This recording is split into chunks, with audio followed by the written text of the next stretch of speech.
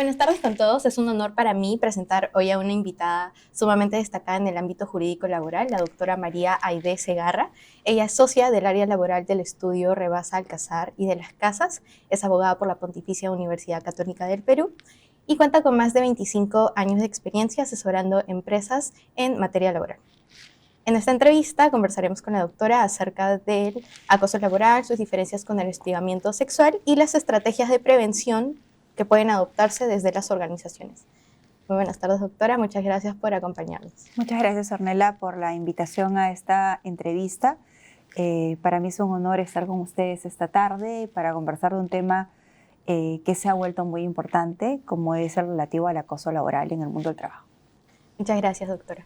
Bueno, doctora, sabemos que el acoso laboral y el hostigamiento sexual son figuras distintas, aunque en la práctica muchas veces se tienden a confundir. En ese sentido, ¿podría explicarnos cuáles son las principales diferencias jurídicas y prácticas entre ambos conceptos y por qué usted considera necesario que se distinga? Sí, a ver, creo que en primer término, el acoso laboral, que en realidad en nuestra normativa se define como hostigamiento sexual, esa es la acepción que tiene cuando se produce en el mundo del trabajo, tiene una regulación laboral específica que existe desde el año 2003 y fue modificada posteriormente en el año 2018 y reglamentada también. Y no solamente es importante que haya una ley que aborde esta problemática, no solamente en las empresas, sino en otros espacios como en el educativo, en el sector público, sino que hay una definición sobre qué es acoso sexual. Y además existe una vía específica para su denuncia cuando se presenta en el ámbito de las organizaciones, ¿no? Y también un pauteo específico de los pasos que debe seguirse para que la investigación tenga un curso y luego un desenlace. En el caso del acoso laboral, no existe propiamente un desarrollo normativo nacional en donde se identifica el acoso laboral como figura independiente. Sin embargo, creo que como consecuencia de la ratificación del convenio 190 de la OIT, que entró en vigor en nuestro país el 8 de junio del año 2023, junto a la normativa sobre seguridad y salud en el trabajo, que está vigente ya desde el año 2012 y que exige que los empleadores actúen previniendo los riesgos que puedan tener, enfrentar sus trabajadores y afectar su salud. Creo que esas dos normativas nos deberían hacer pensar que los empleadores sí cuentan con una obligación concreta, por lo menos de respuesta al acoso laboral. O sea, desde el plano jurídico, uno no tiene tiene una regulación específica y el otro no tiene una norma propia, pero esta sumatoria, el convenio 190 y la ley de seguridad y salud en el trabajo, me parece que nos llevan a concluir que los empleadores por lo menos tienen que darle respuesta. Ahora, desde el lado práctico, ¿no? ¿Cómo funciona el acoso? El acoso laboral lo voy a usar solamente como un término en comparación al acoso sexual, solamente para efectos de la conversación que tenemos en este momento, aunque se denomina hostigamiento sexual normativamente. Creo que el hostigamiento sexual se refiere a las conductas de naturaleza sexual o sexista o de connotación sexual o sexista no deseadas por la persona contra la que se dirige y que generan un ambiente hostil, intimidatorio o humillante. Esa es la definición general, diríamos, y pone énfasis en el carácter sexual o sexista de la conducta. En el acoso laboral, en realidad lo que se está comprometiendo son una serie de comportamientos que pueden darse en el entorno laboral y que tienen como propósito o causan un deterioro en la integridad, en la dignidad del trabajador, porque lo humillan, lo afectan, le dañan la autoestima al punto de que esa persona está en medio de un clima laboral adverso y probablemente termine dimitiendo del trabajo. Entonces es el conjunto de acciones estas que se presentan en el mundo, en el día a día, las que hacen que el comportamiento sea intolerable, porque obviamente pues no es posible sobrevivir a una situación con un nivel de estrés de ese tipo y probablemente termine generando una ruptura del vínculo laboral. Esas diría yo que son las diferencias generales que existen entre ambas conductas. Pero creo que lo más importante es reconocer hoy día que desde la perspectiva de la gestión de los riesgos psicosociales hay la necesidad de abordar el acoso laboral. Yo diría que a la primera pregunta, esa sería la respuesta. Muchas gracias, doctora, por esa explicación tan clara. Como usted bien mencionó, el hostigamiento sexual sí cuenta con una regulación específica en nuestro país. Sin embargo, el acoso laboral todavía carece de un marco normativo especial. En ese contexto, yo le pregunto, ¿usted considera que la legislación actual aborda adecuadamente este vacío normativo? ¿Y cuáles diría que son las implicancias más importantes que tiene esta falta de regulación para la protección de los trabajadores? Sí, a ver, yo creo que el no contar con una norma que defina el acoso laboral y que establezca la vía que debe seguirse para su denuncia ya presenta una limitante importante porque aquella persona que se sienta acosada en el ambiente de trabajo no va a tener claridad. Primero, para establecer si realmente hay una conducta que merezca esa calificación y segundo, para saber a dónde acude para encontrar una solución o una forma de que se revise esta situación ante su entidad empleadora. Aún así, creo que precisamente esta falta de claridad hace que los trabajadores, cuando enfrentan una situación de acoso, lo primero que hagan es asociar esta situación con el acto hostil que tiene tipificado nuestra normativa y que es una conducta que es atribuida al empleador, ¿no? A diferencia de los actos de acoso, que en verdad son situaciones que se presentan o con el jefe o entre pares, ¿no? Entonces, claro, no es una conducta propiamente atribuida al empleador como tal, sino que proviene de la interacción con otros, ¿no? Independientemente del nivel jerárquico. Entonces, cuando eso pasa, o sea, si el trabajador toma el camino de la denuncia del acto hostil, lo que va a pasar es que esa ruta no le resulte beneficiosa porque el procedimiento está previsto para otras situaciones, para un cambio de lugar de trabajo y qué sé yo, donde tú le cuestionas al empresario que haber adoptado esa medida y le pides que la corrija en un plazo corto de 6 días. Si tú vas a reportar una situación de acoso que te afecta porque estás siendo víctima del maltrato de parte de tu jefe, que es autoritario y te humilla, ¿no? Entonces, emplazar al empleador para que tu jefe deponga la conducta en un plazo de 6 días y que eso te dé derecho a optar entre despedirte o demandar la corrección de la conducta es algo que no camina. Entonces, probablemente la denuncia de acto hostil por afectación de la dignidad, que es un camino que algunos siguen cuando están enfrentando una situación de acoso, pueda utilizarse como una respuesta ante la falta de tramitación de la denuncia o ante la indebida tramitación de la denuncia de acoso. ¿Qué quiero decir? Si hay una denuncia de acoso, lo que va a esperar el trabajador es que haya una investigación en torno a ello, pero no va a emplazar inmediatamente la existencia de un acto hostil. Eso probablemente haya espacio para imputarlo luego de que el trabajador, planteando la denuncia, no recibe una respuesta inmediata. Entonces, creo que esta falta de regulación precisamente lo que causa es esta situación de desorientación para quien está buscando que una situación como la que te he contado pueda ser resuelta al interior de la empresa, ¿no? Porque quien denuncia una situación de ese tipo es porque está esperando que se corrija en su organización, ¿no? Para que esa situación sobrellevada, pues, recomponga el ambiente de trabajo y esa persona pueda continuar laborando con normalidad, ¿no? Y junto a ello me parece importante también decir que, claro, como no hay normativa, tampoco hay una definición de qué es acoso. Entonces, ¿qué sería el acoso? O sea, ¿qué situaciones vendrían a estar comprendidas? Creo que urge una definición. Es importante saber cuándo lo tenemos al frente. Y creo que, a ver, si intentamos establecer algunas características, podríamos decir que ahí son aquellas conductas, o sea, son comportamientos que afectan la dignidad del trabajador, ¿no? O su integridad. Y podríamos mencionar algunas cosas, ¿no? La sobrecarga laboral, la humillación de los trabajadores, la asignación de trabajos para los cuales los trabajadores no están calificados, por ejemplo, ¿no? Porque claramente van a tener una desviación ahí, o tareas inútiles, o desmerecer el trabajo en público. Hay una serie de instituciones allí que todas ellas, si podemos hacer un largo listado, ¿no? Pero creo que ahí lo destacado va a ser, primero, no importa la jerarquía. Segundo, no importa la intencionalidad. Son situaciones que se pueden presentar en el ámbito del trabajo conectados al trabajo, ¿no? En espacios no laborales, pero siempre que esté vinculado al trabajo.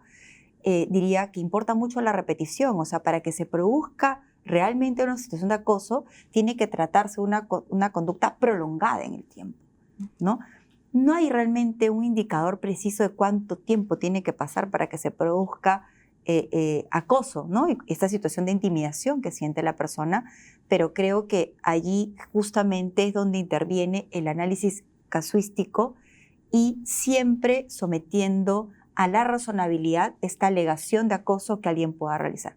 Si te das cuenta, todos estos elementos que he mencionado dejan ver de que es necesario que exista una pauta normativa que permita ir estableciendo una ruta clara para corregir esas conductas que sabemos que hoy existen y que no tienen pues una definición al respecto, ¿no? Muchísimas gracias, doctora. Qué importante usted lo que mencionó. La falta de una regulación clara en realidad no solamente limita también la protección de los trabajadores, sino también puede dificultar a las empresas cuando actúan para combatir este tipo de conductas, ¿no? Ahora, más allá del plano normativo, también es importante entender cómo se manifiestan estos casos en la práctica. Desde su experiencia, ¿cuáles diría que son los escenarios más comunes en los que se presenta el acoso laboral en nuestro país y cómo suelen reaccionar las organizaciones cuando estos casos emergen?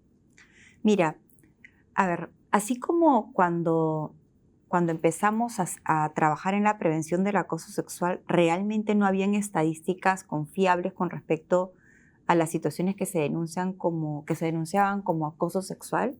En el caso del acoso laboral pasa exactamente lo mismo. De hecho, estaba viendo el anuario estadístico de las inspecciones laborales que hay y la verdad es que las denuncias que se llevan a través de las inspecciones de trabajo y que tiene a su cargo SUNAFIL, y que versan sobre acoso sexual están mezcladas con hostigamiento laboral. Entonces, hostigamiento sexual. Entonces, no hay un filtro fino.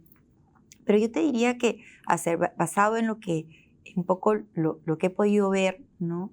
Las denuncias que hay fundamentalmente ponen énfasis en un tipo de acoso laboral vertical, o sea, con producto de un liderazgo autoritario, ¿no? Que puede ser como lesivo en ciertos entornos, ¿no? También creo que, y junto a ello el bullying, que proviene de los propios compañeros de trabajo, también es un factor que puede estar presente. A ver, no me atrevo a establecer como una lista de situaciones que puedan ser como las prevalentes, ¿no? O sea, las que ocurren con mayor prevalencia, pero sí creo que por ahí está un poco la casuística. Ahora, ¿qué situaciones son las que pueden gatillar, ¿no? Creo que eso es importante preguntarnos, ¿no? A ver, y aquí creo que es importante volver sobre un concepto que lo mencioné hace un rato, que es la identificación y prevención de los riesgos psicosociales que existen en las empresas. ¿Y por qué hablamos de los riesgos psicosociales?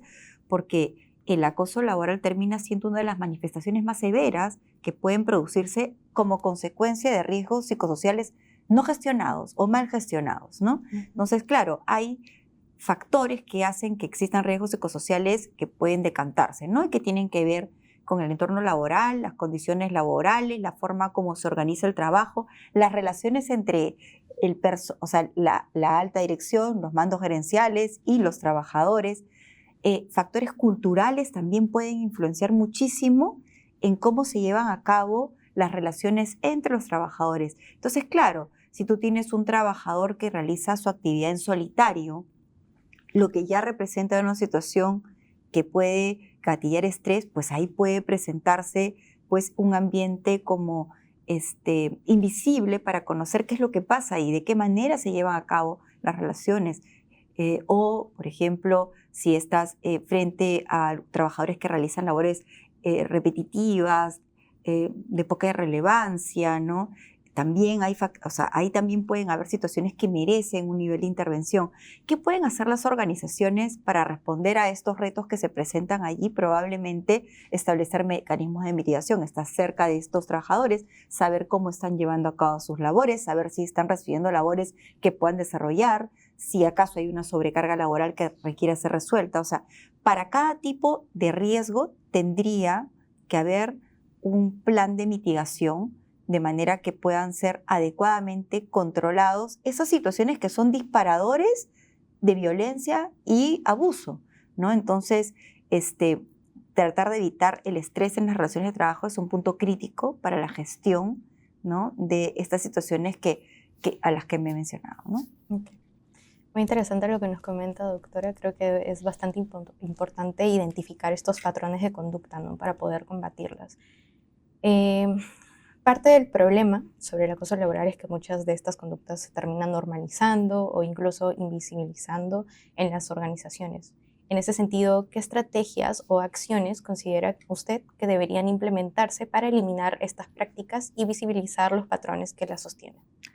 Yo creo que eso es una pregunta bien importante y como que nos viene, o sea, es bien oportuna y creo que estamos en el momento correcto, ¿no? Porque, a ver, te decía hace un rato, nosotros hemos ratificado el convenio 190 de la OIT en el año 2000, bueno, entró en vigor en el año 2023, lo ratificamos previamente, y tenemos una ley que es la de seguridad y salud en el trabajo que obliga a los empleadores a identificar los peligros y riesgos psicosociales que enfrentan en los espacios de trabajo. Y eso debería hacer que sea visible para las empresas las situaciones que puedan gatillar situaciones de acoso y tener un plan de respuesta. Sin embargo, muchas organizaciones no lo tienen, ¿no? Entonces creo que el primer punto es las empresas tienen que trabajar en la prevención e identificación de los riesgos psicosociales. Eso es urgente y es una obligación vigente, actual, y por tanto que no cabe evadir, ¿no?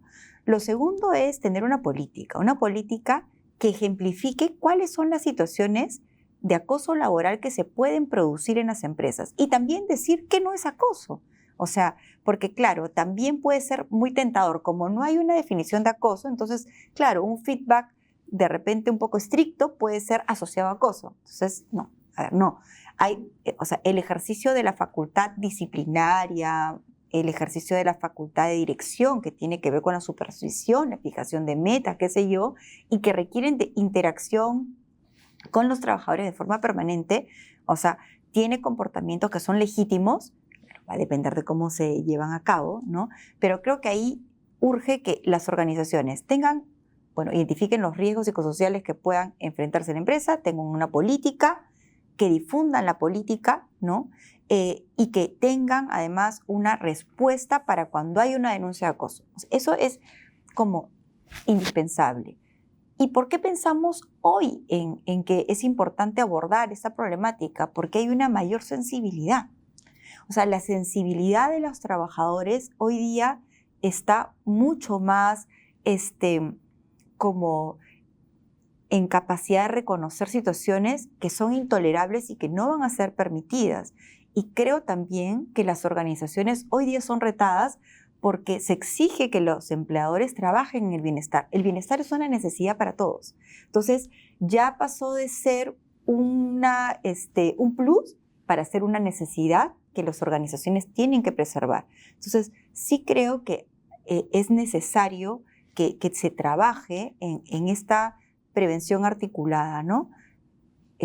Identificar riesgos, tener una política y tener un mecanismo de respuesta impulsado por una alta dirección que se comprometa con llevar a cabo, pues, una sensibilización como decidida en la que se reconozcan todos los comportamientos que no van a ser tolerados y estar dispuesto a tomar acción cuando se reporta una situación que luego de ser comprobada merezca una respuesta, ¿no? Porque probablemente muchas organizaciones puedan ser puestas a prueba cuando se denuncia una situación que ha como estado presente y que en un punto va a tocar tomar distancia de ella, ¿no? Un liderazgo autoritario, ¿no? Que vulnere los derechos de sus trabajadores, por ejemplo, puede ser necesario cambiar en alguna organización y eso puede ponerlas a prueba, ¿no? Claro. Gracias, doctora. Realmente son muy valiosas las recomendaciones que nos comparte. Pero claro, creo que también para que se produzca un cambio real y se logre combatir estas prácticas es clave que existan canales de denuncia eficaces y confiables, ¿no? Sin embargo, no siempre las víctimas cuentan con estos mecanismos que realmente funcionen. En esa línea, desde su experiencia, ¿considera que las empresas en Perú han avanzado en la implementación de mecanismos de denuncia efectivos y confidenciales, tanto para el acoso como para el hostigamiento sexual? ¿Y qué elementos considera usted que son indispensables en un canal de reporte bien estructurado? Sí, bueno, yo creo que, a ver, en lo que se refiere a hostigamiento sexual, las empresas están en la obligación de contar con un canal de denuncias, además que viene definido por la ley. La ley te dice cuál es la ruta que tienes que seguir para hacer un reporte, ¿no? Ujú. pero en el caso del acoso laboral, como veíamos, no hay una ruta clara. Entonces, eso, digamos, las empresas, creo que es un espacio que tienen para aprovechar y para poder generar canales confiables. Y creo que hay muchas empresas privadas, sobre todo, muchas empresas privadas que en los últimos tiempos han desarrollado canales de denuncia que no solamente están destinados a acoger o recibir denuncias vinculadas a acoso en sí mismo, acoso laboral, sino a cualquier tipo de práctica que sea inaceptable para la compañía, ¿no? Malas prácticas en general.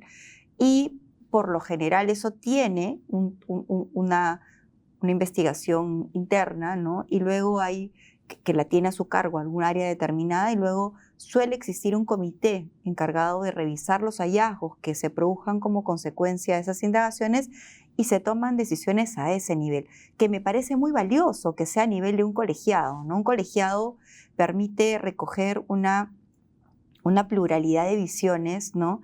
Que siempre son saludables, porque de hecho tener la última palabra en estas situaciones siempre es bien complejo. O sea, normalmente no hay blancos y negros en estas denuncias. Hay muchos grises de situaciones que pueden ser límite, entonces sí se requiere como un análisis casuístico, el uno a uno, ¿no?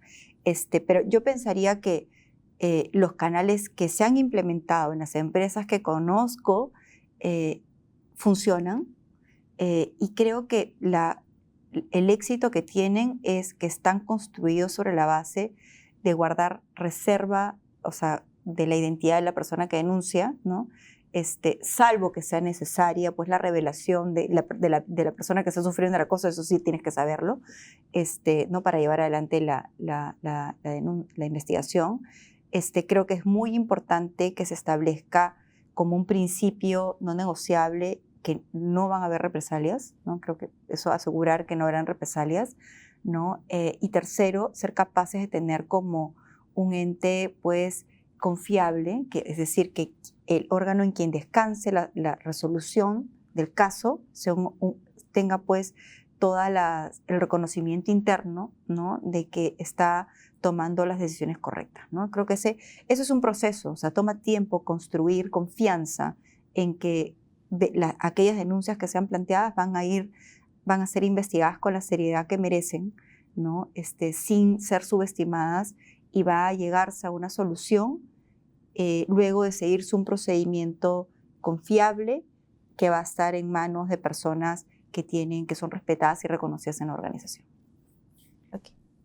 Doctora, siguiendo con este tema sobre los mecanismos de denuncia, muchos de estos mecanismos incluso pueden fallar, ¿no? O puede suceder que en las organizaciones las denuncias no se gestionan adecuadamente y ahí empiezan a escalar los errores. De hecho, una respuesta institucional inadecuada no solamente puede agravar la situación, sino que también puede afectar seriamente la confianza dentro de la organización. En ese sentido, desde su experiencia, ¿cuáles son los errores más comunes que cometen los empleadores al gestionar internamente casos de acoso laboral? ¿Y qué medidas clave considera usted que se deben implementar para evitar estos errores? Claro, a ver, yo lo primero que diría, bueno, se cae de maduro que no tener un canal específico de denuncia es un gran problema, porque luego el trabajador que tiene una situación por reportar no sabe a dónde ir, ¿ya? Entonces eso hace que esté buscando un punto de llegada, y eso puede hacer que su caso, su situación quede expuesta, ¿no? Y eso le genera una mayor vulnerabilidad. Lo segundo, diría, es que si hay un canal de denuncia, no darle la atención que la denuncia merece, porque desde luego que cuando hay una denuncia de acoso va a partir de una alegación que es subjetiva. O sea, yo percibo la situación de esta manera, ¿no? Entonces, claro, y de hecho, no es que cualquier alegación va a ser validada, porque en el análisis de la alegación tiene que haber razonabilidad, ¿no? O sea, se va a contrastar si esa alegación que realiza el trabajador sobre la situación que lo está afectando razonablemente puede generar el efecto que él está dando. Entonces hay todo un análisis en verdad serio que hacer al respecto, pero creo que lo peor que puede pasar es que cuando se recibe la denuncia, esta denuncia pasa a ser como subestimada, no entendida en la dimensión que se plantea, y postergar su atención demorar su atención. Una atención no oportuna puede incluso gatillar otras cosas, ¿no? Puede haber, hoy día las personas no dudan un segundo en escalar cualquier denuncia a una plataforma social y exponer a la compañía. Entonces, el daño reputacional que existen, al que se exponen las empresas cuando no atienden situaciones domésticas, o sea, cotidianas, es importante. Entonces, sí creo que darle la atención que merece también es importante. Lo otro que diría es confiar la investigación y la solución del caso a un ente imparcial. Lo más imparcial posible, eso es difícil a veces, pero tratar de que haya neutralidad en la evaluación del caso y sobre todo que quienes estén abocados a este análisis sean personas que tengan un reconocimiento interno, ¿no? Que sin lugar a dudas se confíe en que están haciendo sus mejores esfuerzos. Otro error, no comunicar el resultado de la investigación. O sea, eso es fatal. O sea, si hay una denuncia, se lleva a cabo una investigación y hay una solución, esa tiene que ser informada a las personas que plantearon la denuncia, ¿no? O a la persona, puede que la cosa pueda afectar a uno, a varios, ¿no? Y creo que llevar un registro de las situaciones que pasan también ayuda a visibilizar y a reforzar mi identificación de los riesgos que pueden estar gatillando estas situaciones de acoso. O sea, las denuncias ayudan a reforzar el sistema de prevención finalmente, porque tienen un efecto pues circular.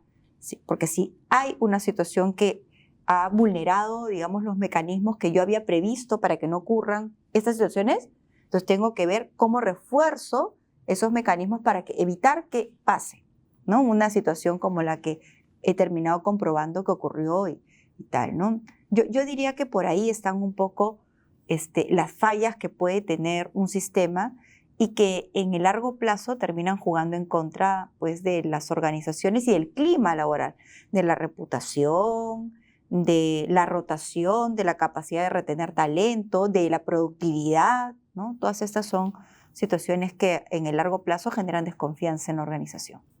Sí, totalmente de acuerdo, doctora. Creo que es importante que las organizaciones tomen atención sobre estas fallas para poder gestionar adecuadamente la protección de los trabajadores y tener una organización cultural saludable, ¿no? Doctora, si una organización desea diseñar una política interna contra el acoso laboral, ¿cuáles considera usted que deberían ser sus principios y componentes esenciales para que resulte efectiva en la práctica?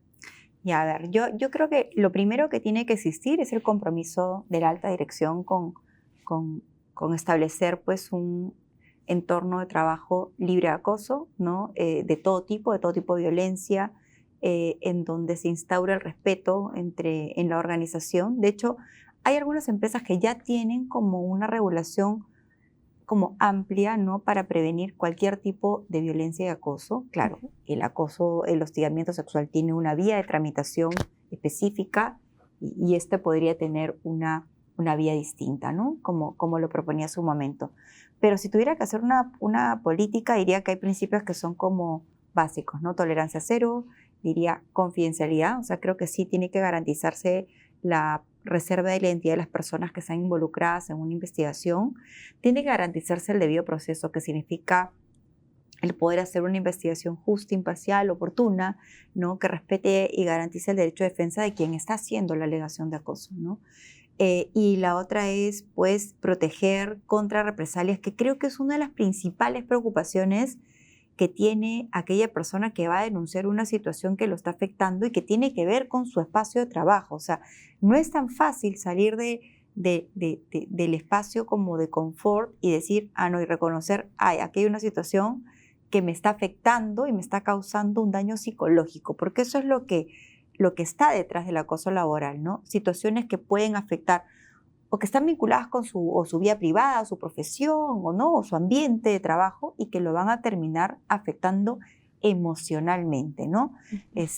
Al punto de pensar en dimitir, ¿no? Y aquí es bien importante saber de que no importa mucho la intencionalidad de la conducta, ¿no? Entonces, creo que junto con los principios, tener una clara definición de qué es acoso laboral juega a favor, ¿no? En donde se pueda poner énfasis en que no importa la intención, el tema de la repetición, el tema de que las jerarquías no son importantes, todos estos componentes que comenté hace un rato y que la doctrina se ha encargado un poco de como identificar como elementos característicos del acoso, pero que hoy día no tienen un lugar ¿no?, que permita facilitar el reconocimiento de estas conductas, ¿no? Creo que además en la política tendría que estar regulado el procedimiento que se va a seguir en la investigación, y creo que este procedimiento tiene que ser comunicado a la persona a quien plantea la denuncia desde el momento en el que la interpone, ¿no? Las medidas que puedan aplicarse transitoriamente durante la investigación para proteger a aquella persona que está alegando una situación de acoso, ¿no? Y también anticipar las consecuencias que pueden aplicarse para aquellas denuncias que sean declaradas fundadas. O sea, creo que la particularidad de estas denuncias es que comprometen a algunos trabajadores de la organización. Es decir, yo puedo hacer una alegación de acoso laboral contra mi jefe. Entonces, en la investigación va a entrar a relucir mi alegación y la defensa que ejerza la persona que está siendo acusada de haber cometido los actos de acoso. Entonces, no es una investigación tan sencilla. Tiene un nivel de complejidad, y además porque podría ser que quien alega el acoso no tenga tantas pruebas directas de su ocurrencia. Entonces, la intervención de los testigos, la participación de los testigos, cómo se asegura durante la investigación de manera que puedan brindar información, la información que tengan a su disposición, ¿no? Entonces, creo, un poco resumiendo, diría, los principios tienen que estar vinculados a garantizar de que no se tolera el acoso, que la alta dirección está comprometida, que hay un canal para llegar a hacerla, un canal específico para plantear la denuncia, que hay una investigación que tiene un curso claro de acción, ¿no? Que se garantice el derecho a probar, ¿no? Y el derecho a la presunción de inocencia también. O sea, hay que conjugar ambas cosas, ¿no?